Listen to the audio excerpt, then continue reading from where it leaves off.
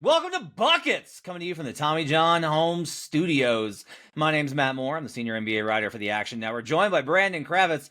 Brandon, we got to come up with some sort of name for this that involves us being bald. Like, I don't know what it's going to be, but eight ball special, something like that. But we got to come up with that.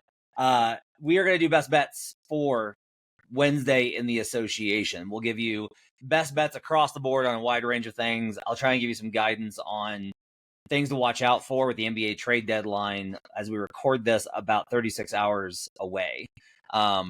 We will talk off the top tonight about some of the stuff that I've heard, get Brandon's reaction to some of that stuff as well. Everything we talk about can be found in the award-winning Action Network app. It's the best way for you to track your picks, get up-to-second information where the bets and the money are coming in on. You can track all sorts of great bets in there.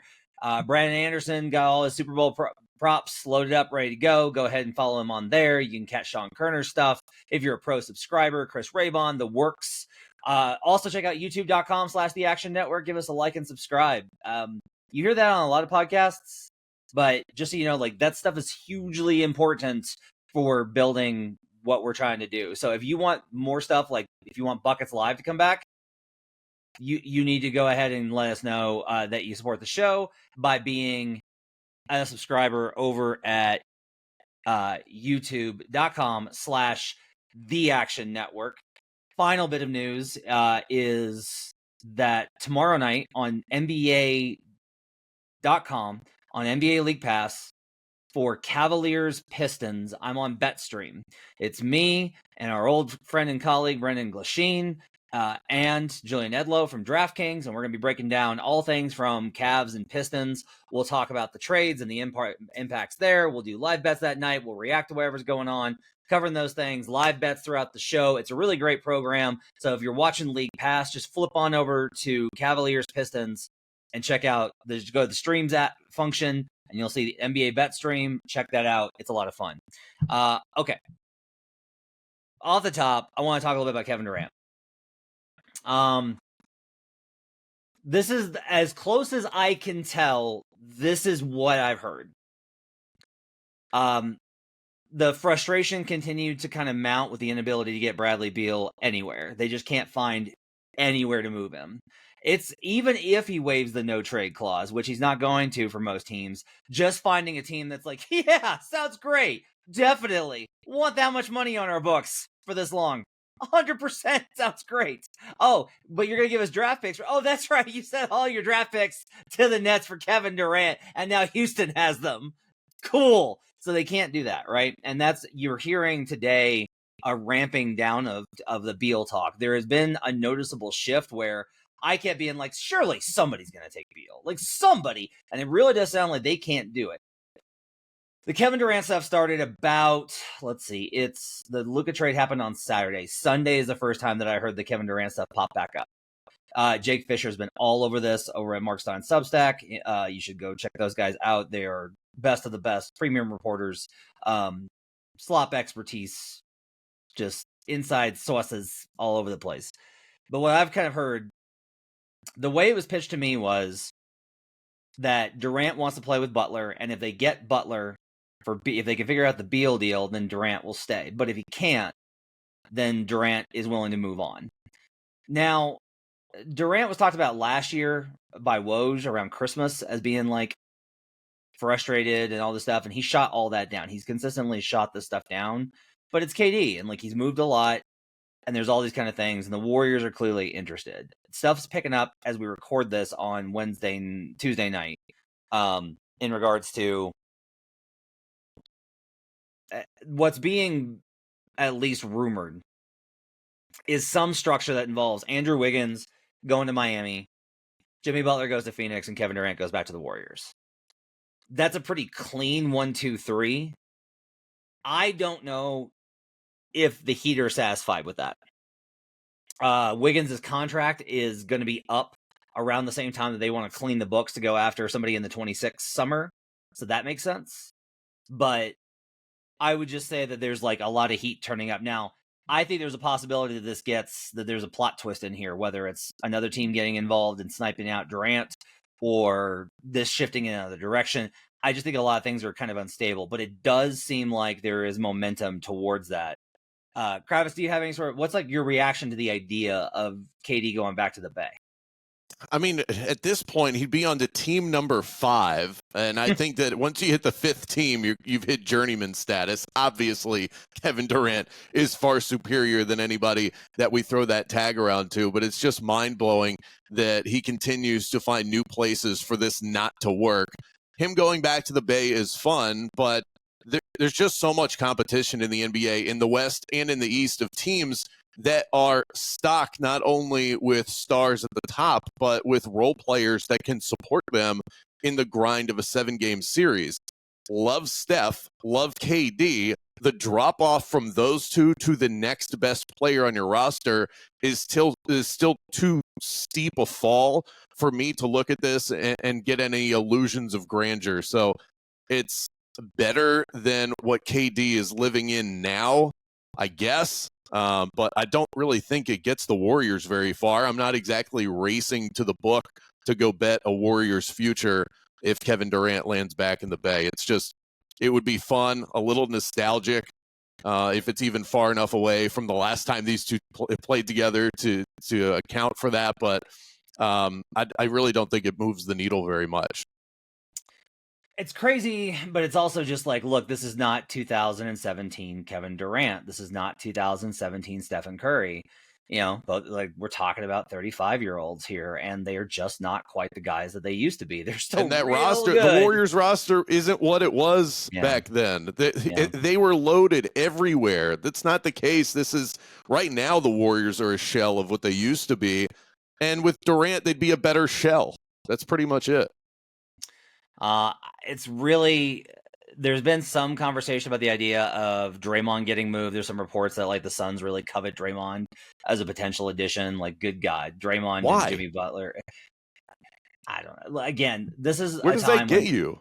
So much stuff gets out there, and you just don't know. I also just think that Ishbia is like trying to save as much face as possible. You know, I don't know what he's gonna do. Like, I wouldn't be surprised if they just sat through and were just like, well, here we go. If you're going to trade Kevin Durant, find one of these teams with 47 first-round picks and actually reload your roster. You're going to bring in Draymond Green for what? So that you can get eliminated in the play-in? I don't know that he'd be willing to go back. If KD was willing, I really am just like, do the Thunder trade, man. Just do the That's so fun. See, that's what I'm talking about, man. Like, think about what chills. The first time that he gets introduced there again, oh man. And like, look, there's a lot of bad blood and a lot of bad people said a lot of bad things to him and his family when he went back there. But it would also be a really great story. You know, and that to me is like a really cool one. There's talk of like, not talk. If you know, some of the other ideas are like Memphis. That's like a really fun story. But this is one of the things that was like, when you're at KD's level, you only want to live in a certain number of cities. Like, look, it's like Phoenix, the Bay Area, LA. There's been all these rumors about the Warriors trying to get LeBron and KD. There are like I've heard a handful of speculative ideas on how they could pull it off, but I'm just like, it's too hard, guys. Like, it's just like, let's focus on one at a time, and then we can kind of try and figure this out. Mavericks moved Quentin Grimes for Caleb Martin today. The Mavericks are the other team that's mentioned with KD. Now, I want to kind of like cycle back to when the Nets imploded, because there was a lot of talk about Kyrie going to Phoenix eventually in free agency and joining them with KD, because that's how close Kyrie and KD are.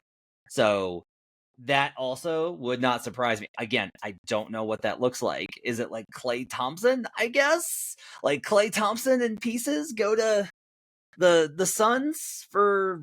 But I'd have to check even if the Suns are in the second apron. But regardless... You'd have to get a third team involved with that, because if you're trading Kevin Durant and your future doesn't look brighter, then you're just wasting everybody's time.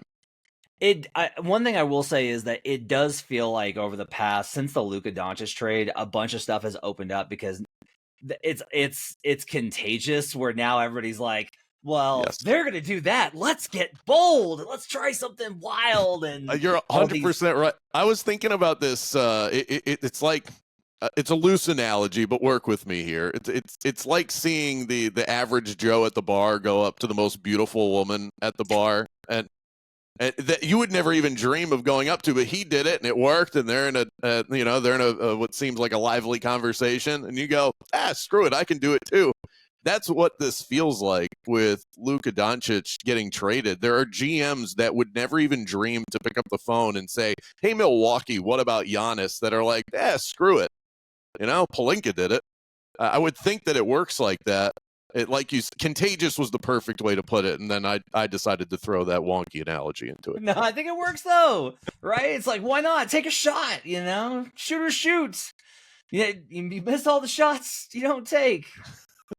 There are only about like 4 guys in the NBA. After this, the list would have been longer had you asked me this 3-4 days ago. There are only about 4 players in the league. I think you get a click if you even ask for them right now. It's Jokic, Wemby, SGA, and I'm a Tatum guy. Throw him in the mix since he just won a championship. Boston's probably not going to hear you out on that. After that, if Luka can get dealt, I think everybody's open for a discussion. Yeah. Luka, I think, really is, the more I was thinking about it and after talking to people, I kind of realized that Luka was, there's all, like, Simmons is legendary for having built the trade rankings, right? The trade value rankings. There wasn't a more untradeable player than Luka. Jokic is older. Shea is he's, again, awesome, having an MVP season, incredible player. I love Shea. Not really on the level of these guys in terms of shaping the game. Tatum, I think, kind of the same way, where it's like elite player, championship guy, not a guy that like shapes the game. LeBron's aged out. Steph has aged out. And so you really don't have like guys that are that good entering into their prime window. Jokic is in the middle of his prime window. Well, Wembanyama would be, I think he's the most untouchable player in the league based on his age and how great he already is and how much better we project him to be. Yeah. The other thing, I'll just say this, and I talk about this on Locked On NBA. Look, I don't like when a guy gets traded and then the stuff comes out about how much of a jackass he was. It's always like, you were fine with it before. You talked about how great he is and how much you love him. What I will say is that in contrast to that, like, I haven't talked to anybody in the Dallas organization, but I have talked to people in other organizations who commented to me over the past 48 hours of, it was like, it's still shocking. Nobody can believe it because Luka was so good. However, the stuff about how he was to deal with, there's this notion of it just being like, he just wouldn't get in shape. It's not that. It's that he wouldn't take any direction. He wouldn't give them feedback on when he was going to be available. His treatment of staffers, like, it was the stuff that I've heard third hand. It's third hand. Totally willing to admit that. Don't have any first hand. Like, Luka Doncic could be absolutely amazing. But I am saying I was surprised that other teams had heard from Dallas people before months ago about how bad it kind of was with Luka. Now, my other response there is like, one, look around you. Look at how many superstars are difficult to deal with. We got Kawhi Leonard doesn't tell his team when he's going to play, when he's going to show up, if he's going to come to practice. We've got Jimmy Butler gestures broadly. We've got all these kind of situations, and then on top of it all, it's just like, but you still can't trade him. You just can't trade him. He's just too good. That's just the reality of it.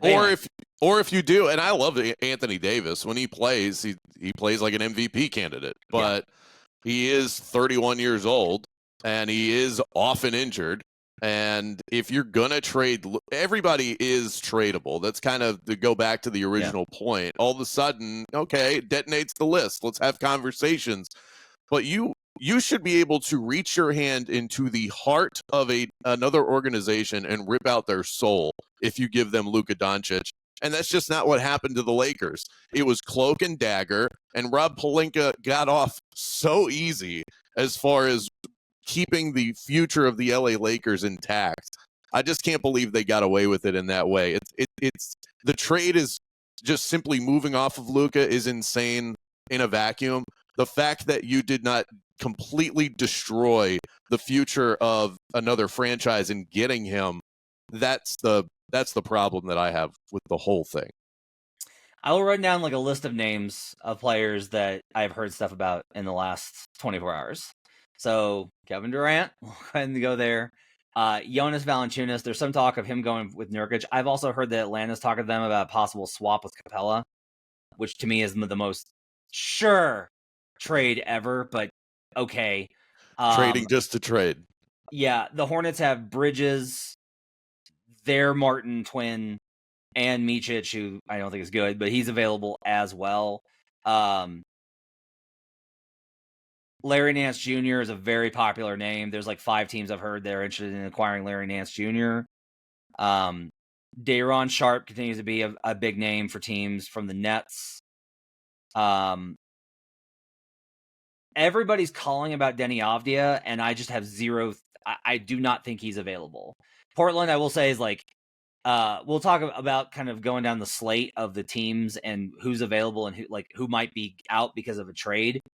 Yeah, if Portland's you like interesting. Portland over the next 2 days, I haven't even checked the schedule to see if they're playing. They're playing right now and winning again.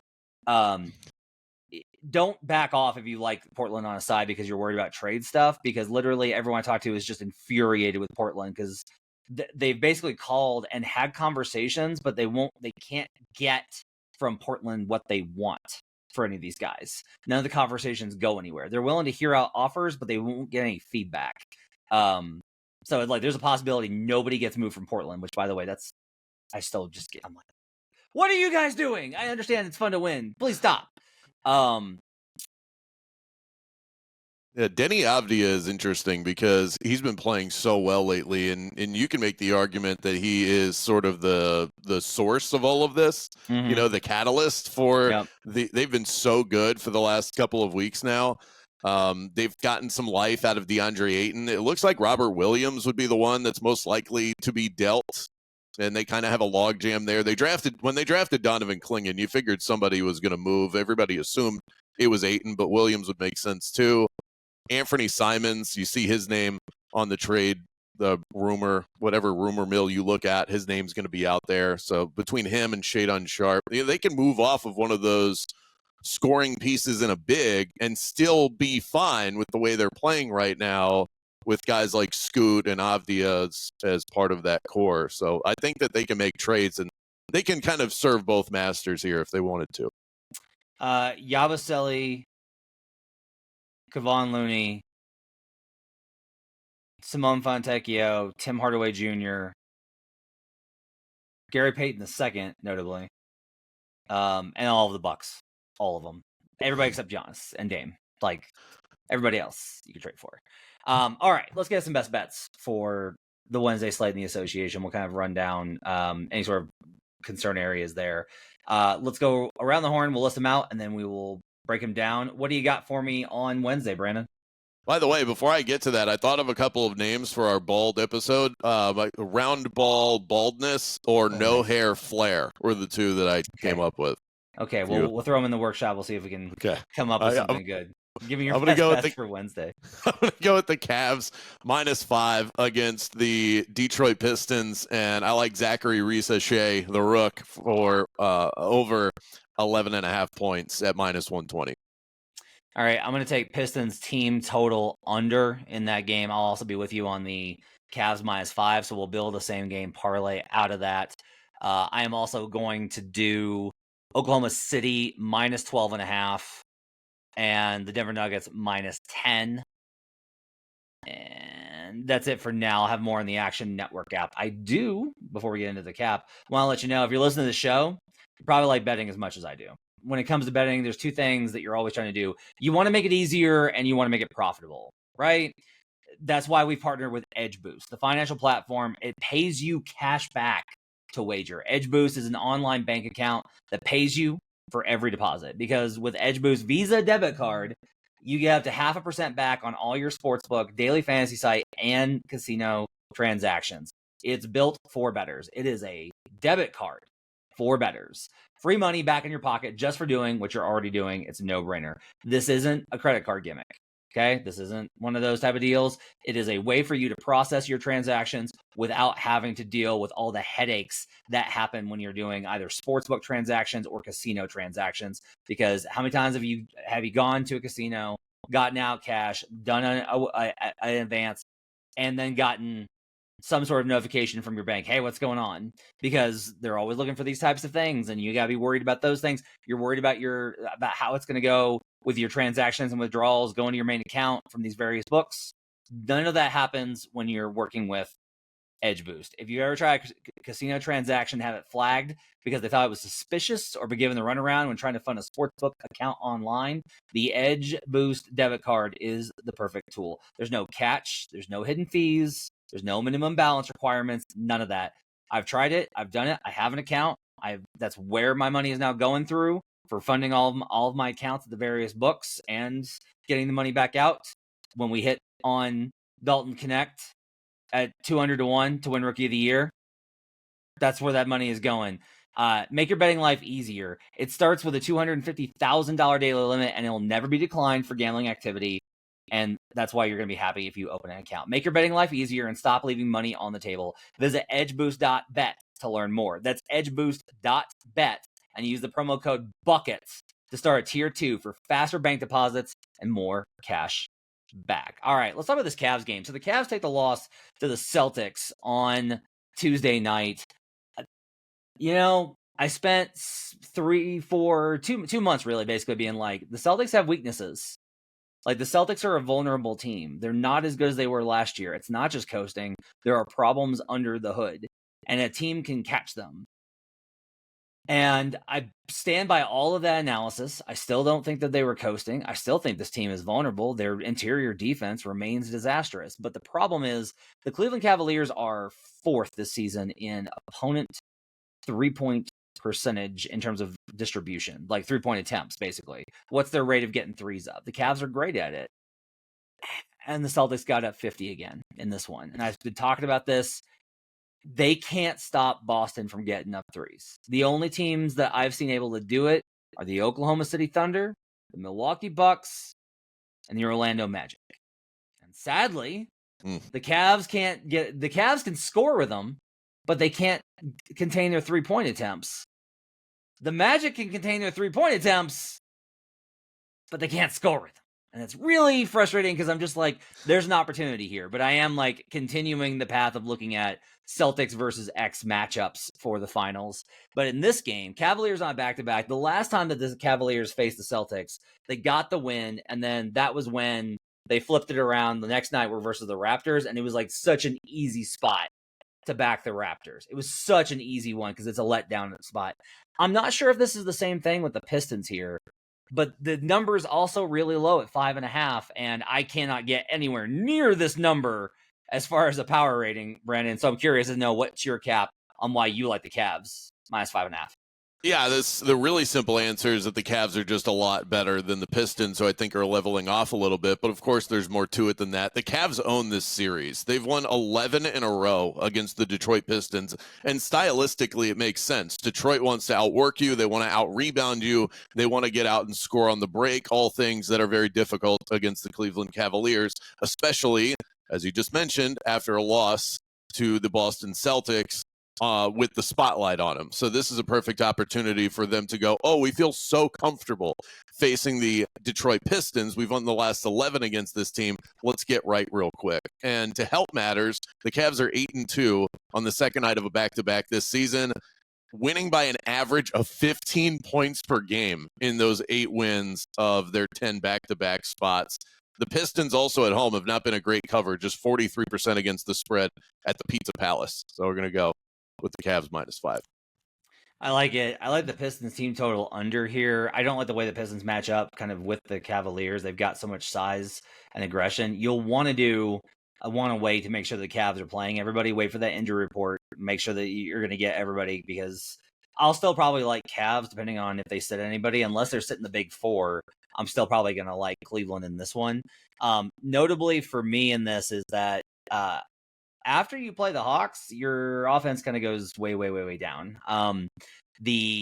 After you play the Hawks this season, the under is 32, 16, and 1. Ooh, that's nice. Isn't that surprising? 32, 16, and 1. Likewise, of the 49 games that accounts for, the opponent, after you play the Hawks, of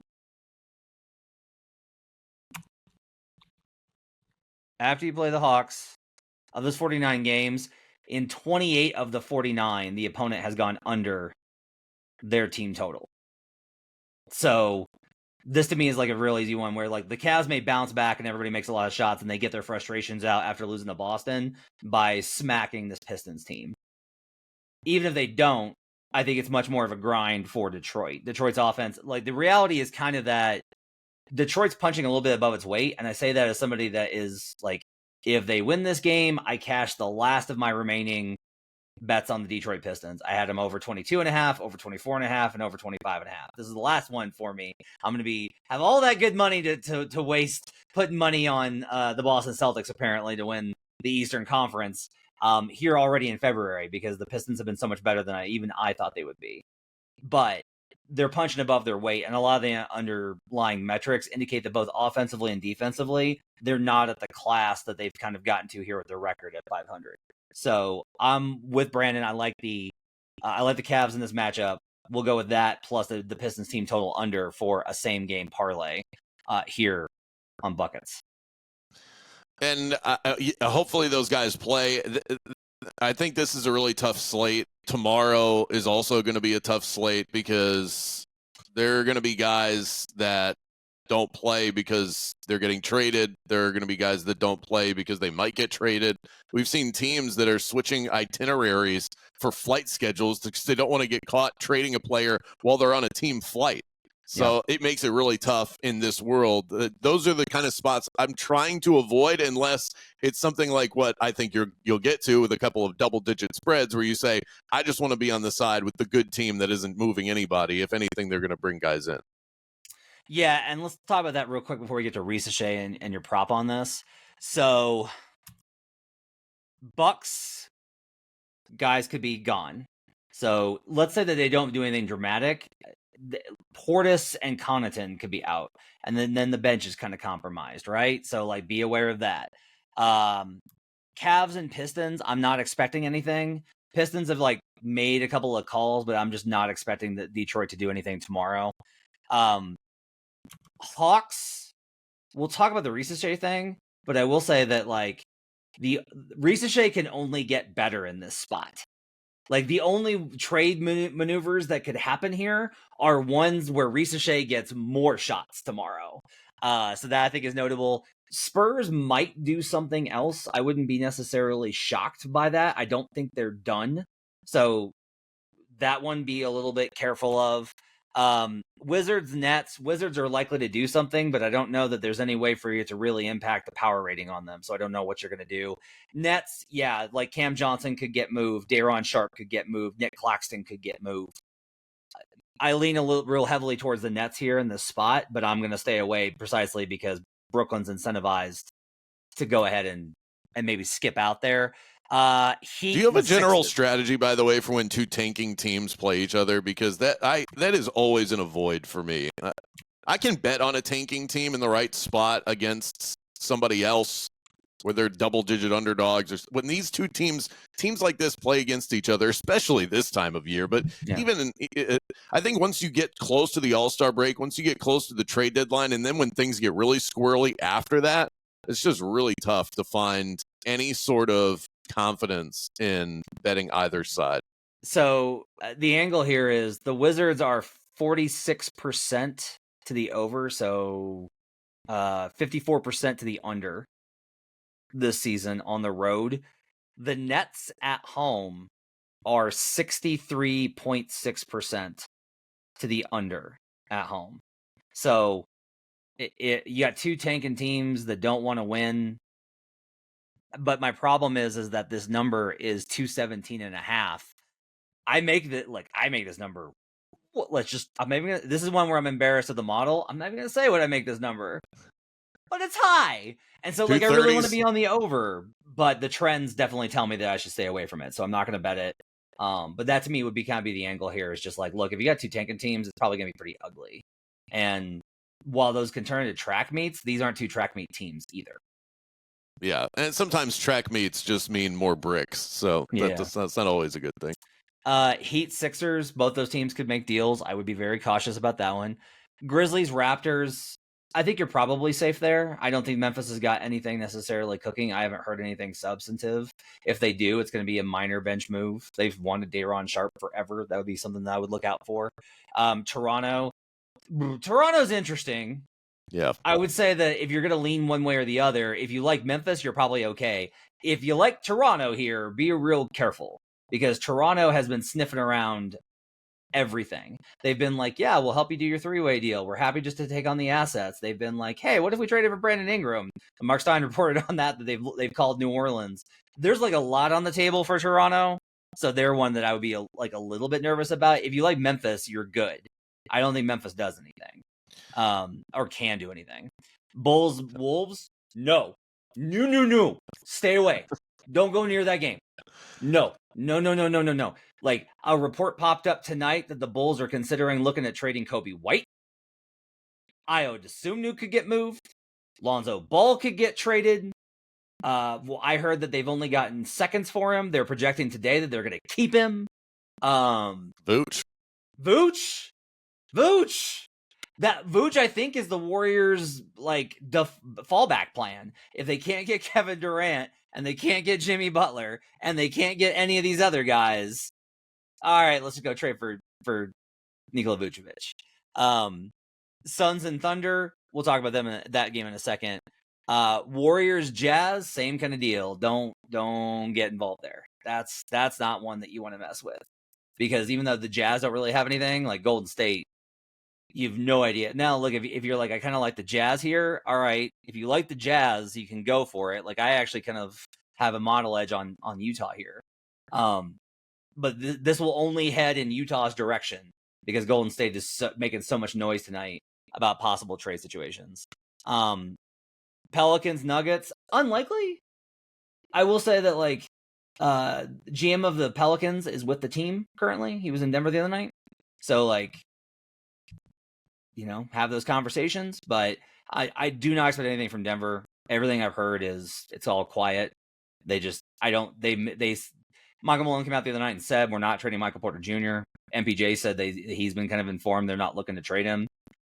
There's always a possibility somebody calls the last minute and offers a deal that makes sense for them, but that's the impression, is that the Nuggets have not been given anything they can kind of make sense of.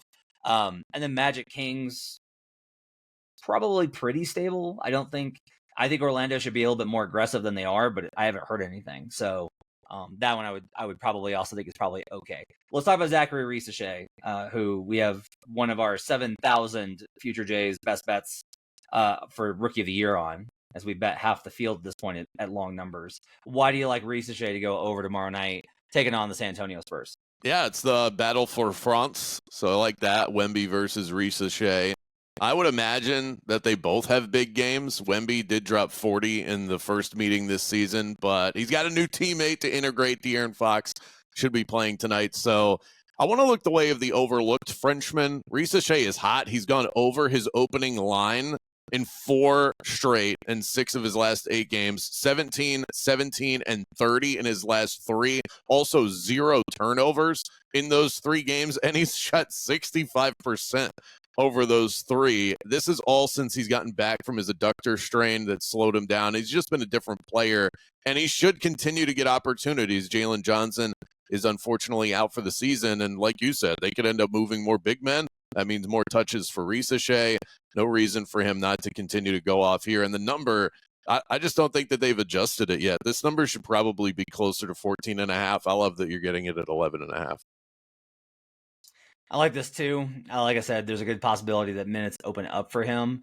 The wing defense for the Spurs is kind of a little bit erratic. They're not really precise with their rotations. I actually think their defense should be quite a bit better than it is at this point. I'm Agreed. Not disappointed, just kind of like, yeah, they're not really they're not as good as I thought they would be. With San Antonio. All right. I like the Thunder here, minus 12.5 versus Phoenix. KD's out with an ankle sprain. Get your jokes in now. He legitimately did sprain the ankle. He really did tweak the ankle. He actually is hurt. Okay. He might get traded, but he's also hurt. I make this full strength 12.5 right on the dot. So it's like, this is pretty generic and simple for me. Is you take out Kevin Durant from the spread, adjust him on the power rating, and I'm good to go here with OKC. OKC's dynamite rolling again. They're back to kind of taking care of business night by night. They don't lose a lot to teams that they shouldn't get caught by. Thunder this season are 69.6, 70% against the spread at home. That seems good. That's not bad. First half, by the way, is Thunder 63%. Suns are 36% against the spread first half on the road. So I kind of like a first half full game play on OKC too. Yeah, the Suns have been a mess without Kevin Durant. So Yep. there's only one way to look with this game. And not that there's going to be any sort of fatigue factor, but they did go to overtime 2 nights ago against the Portland Trailblazers. It's not the freshest legs in the world, and you really need all the firepower you can get when you go into OKC. I'm taking the Nuggets minus 10 here. So I always have a temptation to go the other way when a team wins the first of 2 games, but you really only want to do that in these duplex sets when it's a home and home. When you're in the same spot, the trends just haven't been as consistent. In part because the model the market rather, just kind of accommodates for it. So here's like where I'm at from a trends perspective. I make the number Nuggets right at 11. So I'm good on the number here. This is the key, is in these spots where you just played a game against an opponent within the last 3 days, you played them at home and you were a favorite and you covered. And now you're home and a favorite again. Teams win this 73% of the time. They only cover 51%. Okay? That's below our threshold of profitability, right? The question is, what happens if they win this game? That's like where this gets to, is do I think the Nuggets win? Yeah, the Pelicans are pretty lifeless. Trey Murphy, by the way, was an absolute volcano. I love that guy. I think he can be like the guy in this league. Zion was so passive until the fourth quarter when it was like just adding on some generic numbers. Like, this team does not play with the focus and intensity of a team that's like trying to compete. They know their season got away from them too early and they're out of it. I don't hate the matchup for the Pels versus the Nuggets. They can give them some problems, but Denver is, even with they're short-handed, is just a class above. As long as Joker's playing, and Joker's going to play. The Pelicans feel like they could be one of those teams that moves guys too. So I would put them in that bucket because they're so wing heavy. Yeah. So like if Brandon Ingram goes, you could see another one of the other guys go. They've rejected every offer I've heard on. Like, they won't even pick up the phone for Herb Jones, is what I've heard. Everybody's like, "What are they gonna get Herb Jones?" And I'm like, I thought they were gonna move him 2 years ago before the extension, and then they paid him, and so now it's like they just kind of have all these guys, and then Brandon Ingram kind of sitting there. This is an interesting one though. Okay, same spot. You played a team 3 days within the last 3 days at home. You were favored. You won. You covered. You're at home. You're favored again. If you win the game, which they do 73% of the time, you are 172, 74, and 3, 69% against the spread. So what I'm telling you is either if you like the Pelicans, just play the money line. Go the whole way. I do not. I think the Nuggets win this game, and if they win, I think they cover the 10. So that's my handicap for wanting 2 big spreads, 12.5, and Nuggets minus 10 on Wednesday night. Brendan Kravitz has the Cleveland Cavaliers minus 5, Zachary Risache over 11.5 points. Want to let you know, if you want to tail those bets, look for the quick slip link in the episode description. You click on those, it'll take you directly over there so that you can bet those immediately. It will open them right up. It'll take you to the book. You can log them, the whole thing. Go to actionnetwork.com/bet now, and you can get all the quick slip links as well for our bets. Brandon, you got anything else before we get out of here? I kind of like the Warriors -6.5, but you talked me off of it. So I'm just going to sit pat with the bets that I've got here. Love the Shea pick and the Cavaliers as well. Bald Guy Express, since we were workshopping. I like that one. Yeah. I like that one. The BGE. I like that. I'm here on the Bald Guy Express on Buckets. Thanks for joining us. Appreciate you guys. My thanks to David Payne, our producer, Bridie Rubino, and Gifford Gould, getting up at youtube.com/The Action Network. We will be back tomorrow night for a Best Bets episode, recapping whatever else happens in the trade market. Check out NBA Bet Stream tomorrow night for Cavs-Pistons on the NBA League Pass app. You can check out more information at that, nba.com/NBA Bet. Until we see you guys again tomorrow night, let's get buckets.